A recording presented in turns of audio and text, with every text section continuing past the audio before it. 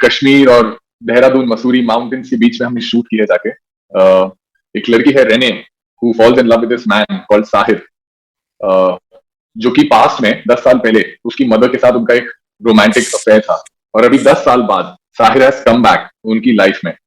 अब वो किस इंटेंशन के साथ आया, या तो वो रिवेंज लेने आया या तो उसको हार्म करने आया, इन से उतरा प्लेटफॉर्म मुंबई सेंट्रल स्टेशन पे। जब मैं एक्चुअली टिकट भी बुक करा था तो उन्होंने पूछा था कि मुंबई में कहाँ जाना है, कौन से स्टेशन पे। तो मुझे नहीं पता था मुंबई में इतने सारे स्टेशन होते हैं, मैंने कहा मुंबई में ही जाना है। तो when he said Mumbai Central, I said हाँ मुंबई सेंट्रल। तो वहां पहुंच के बस वो बैग्स लेके आ गया था, मैं खड़ा हुआ था। नमस्कार, मैं हूं सुमित शुक्ला। हिंदुस्तान समाचार में आपका बहुत बहुत स्वागत है। आज हमारे साथ में हैं गौरव अरोरा जी, जिनकी अभी आधा इश्क नाम की सीरीज आने वाली है, 12 तारीख को बूट पर रिलीज हो रही है। चलिए हम आपको उनसे मिलवाते हैं। सर बहुत बहुत धन्यवाद हमसे जुड़ने के लिए। Thank you for having me here. Sir आप अपनी ये सीरीज के बारे में थोड़ा हमारे व्यूअर्स को बताएं, आपके शूटिंग के एक्सपीरियंस या ये सब कुछ। ये सीरीज है बेसिकली किस चीज के बारे में?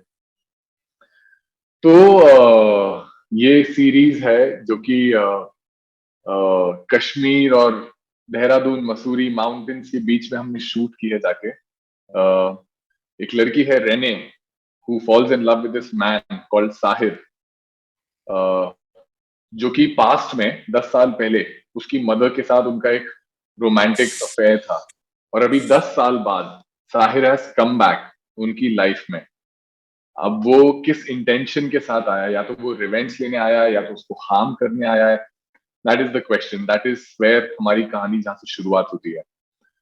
तो या ये एक प्लॉट पॉइंट है कि mother and daughter fall in love with the same man. Mother and daughter fall in love with the same man. या अच्छा, आपके साथ आमना शरीफ भी हैं, और अभी मैंने जी एक एक्ट्रेस हैं, आई थिंक प्रतिभा प्रतिभा जी, उनका मैंने इंटरव्यू लिया था। तो आप जी। बेसिकली एक सीनियर एक्टर्स के साथ काम करना ज्यादा पसंद करते हैं कि आप न्यू कमर्स के साथ भी, क्योंकि एक bonding is very important you know. तो राइट ऐसा मतलब मैं डायरेक्टर्स के साथ ज्यादा काम करना पसंद करूंगा, अलग अलग तरीके के directors. That is what my अभी जो एक जो प्लान होता है ना, जैसे हम बोलते हैं 5 ईयर प्लान, तो एक वही है कि जितने भी मेरे फेवरेट डायरेक्टर्स हैं उसके बाद जो भी हो सेटअप वो उनकी जिम्मेदारी है। Like Zoya Akhtar, Anurag Kashyap, Sriram Raghavan, you know, Mani Ratnam sir, Karan Johar, Sanjay Leela Bhansali. तो अभी जो लिस्ट है वो डायरेक्टर्स की है। एक्टर्स का जो भी है, whatever the setup is, I am comfortable with everyone. आपको ये सीरीज मिली कैसे? क्योंकि इससे पहले आप विक्रम भट्ट कैंप में काम कर चुके हैं। जी जी आप जी। फेमस सुपर मॉडल हैं आप।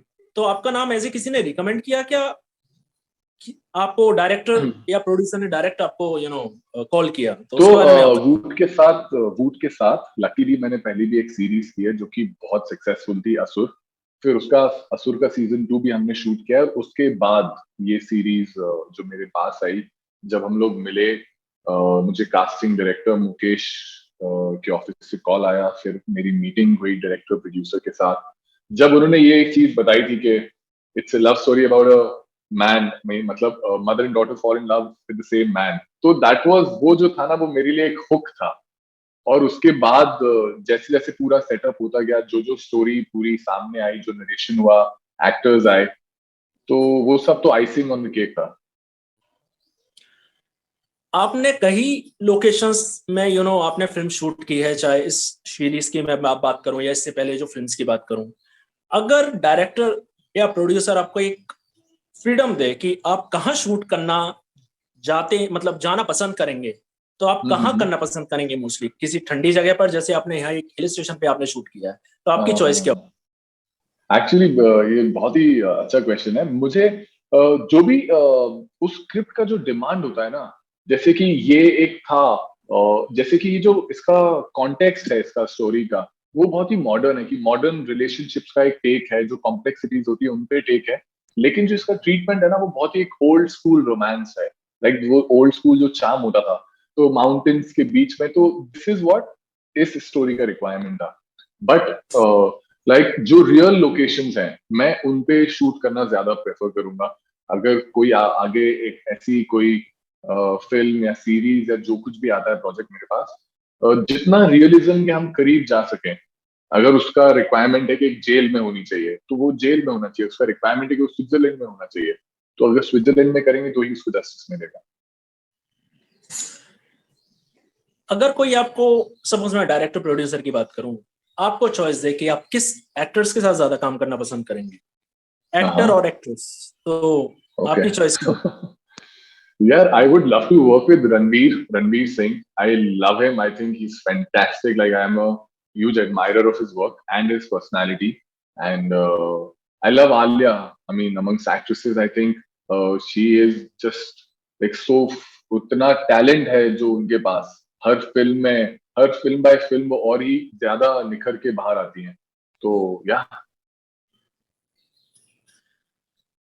आप, अब थोड़ा हम फ्लैशबैक में चलते हैं। आप सुपर मॉडल रहे हैं, उसके जी। बाद आप विक्रम भट्ट की आपने फिल्म की है, तो एक सुपर मॉडल से एक एक्टर तक ये आपका हम्म। सफर कैसा क्या रहा? और खासकर मैं ये कहूंगा कि मुगावली से लेकर बॉम्बे तक का आपका सफर, इसके बारे में थोड़ा सा मैं बताएं। आपको वही बताने ही वाला था कि आप, क्योंकि आप कनेक्ट कर पाएंगे शायद।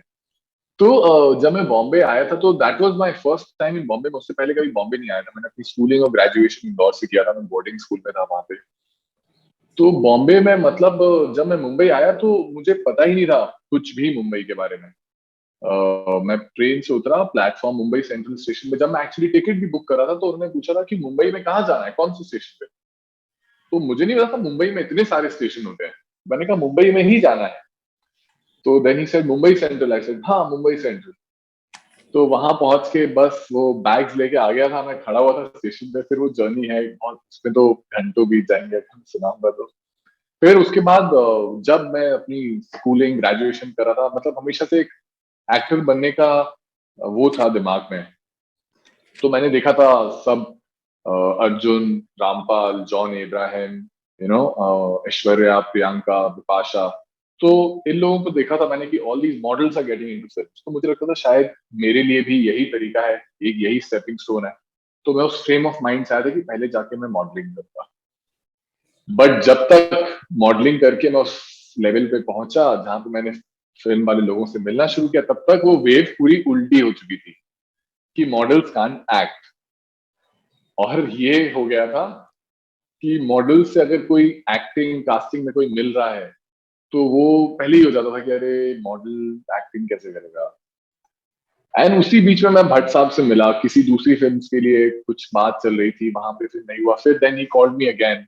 विक्रम भट्ट के साथ फिल्में हुई। वो फिल्में जब रिलीज हुई तो वो इतनी ज्यादा नहीं चली, इतना कुछ सक्सेस नहीं मिला। एंड वो एक जो टाइम था, वो जो एक सेल्फ इंस्पेक्शन, मतलब एक खुद को उसमें जाकर देखा कि भाई क्या चल रहा है लाइफ में, हाउ डू आई इम्प्रूव, कहाँ कहाँ इम्प्रूवमेंट की जरूरत है। तो रियलाइज है कि एक्टिंग, अपनी craft is what will take you places. तो वही उन सब के उसके बाद सिर्फ और सिर्फ उसी चीज पे काम किया है। और अभी ये जो वेब स्पेस में जितनी भी चीजें हो रही हैं, सबसे ज्यादा वहां पे उसी का ही खेल है। सो या, that is in a nutshell. आपने राज रोबोट फिल्म की है, इससे पहले जो उसके सेकंड पार्ट जो थे, राज राज हाँ जी, 2, हाँ हाँ। जिसमें कंगना थी, इट वाज अ ब्लॉकबस्टर। तो आपको कहीं ऐसा नहीं राइट, लगता कि आपकी फिल्म भी काश हिट होती तो आप उस ओहदे पे होते? ऑफ कोर्स सबको वही लगता है। कोई फ्लॉप करने के लिए तो फिल्म करेगा नहीं। मतलब एक्सपेक्टेशंस थी but somewhere we went wrong and it didn't work. And I feel audience कभी गलत नहीं होती। अगर उनको अच्छा नहीं लगा तो वो एकदम सही है, उनको अच्छा लगा तो भी वो एकदम सही है। तो वो नहीं चली तो मतलब कहीं ना कहीं हम लोगों से ही कोई चूक हुई थी कि वो नहीं चली। एंड उसके बाद वही मैंने सोचा कि क्या करूं इसके बाद। And I think the fastest way to go up is slow. Hmm. Yeah, so just take it easy, work on yourself. मेरा आपसे आखिरी सवाल है कि आपके अपकमिंग प्रोजेक्ट्स कौन कौन से हैं? व्यूअर्स काफी अभी इंतजार कर रहे हैं कि गौरव कब आके धमाल मचाएंगे। अभी जो ऑलरेडी जिनके बारे में बात कर सकता हूँ वो है आधा इश्क, जो कि रिलीज होने वाला है, और असुर सीजन 2 जो कि सून अनाउंस होगा। और जब तक कुछ ऐसी चीज ना हो कि वो मटेरियलाइज हो जाए, उसके बारे में कुछ बात करना, I don't know if it's the right time. So just waiting for that to happen. Gaurav ji, हमसे जुड़ने के लिए बहुत बहुत धन्यवाद। थैंक यू, धन्यवाद बहुत बहुत। आज के लिए बस इतना ही, मिलते हैं जल्द एक नए शख्स के साथ। नमस्कार।